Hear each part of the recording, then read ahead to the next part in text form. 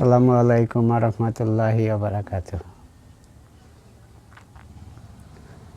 এই পৃথিবীটা পাগলের মেলা। আমরা কেউ সম্পদের পাগল, কেউ বাড়ির পাগল, কেউ গাড়ির পাগল, কেউ রূপের পাগল। সবাই কিন্তু পাগল।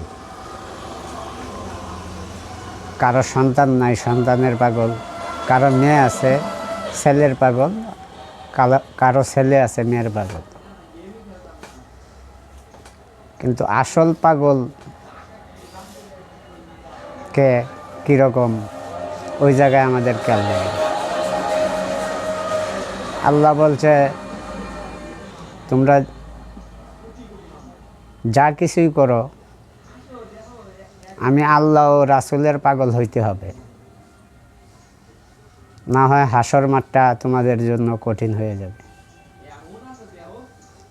এই জন্য আমরা সব পাগলামি বাদ দেয়া আল্লাহর পাগল, রাসূলের অনুসারী যেন হইতে পারি।